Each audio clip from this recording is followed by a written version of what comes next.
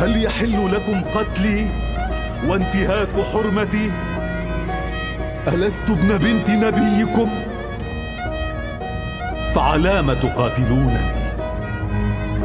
أعلى حق تركته أم على سنة غيرتها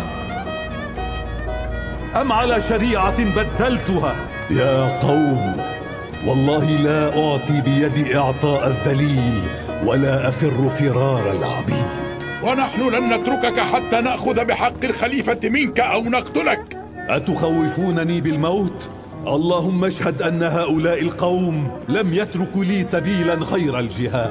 أنت في هذه القلة المغرر بها ترى أنك على حق، ونحن على كثرتنا ترانا في ضلال مبين. يا حسين، إما أن تنزل على حكم الأمير يزيد، وإما أن تتهيأ الآن للموت. والله لا أرى الموت إلا سعادة، والحياة مع الظالمين إلا بركة.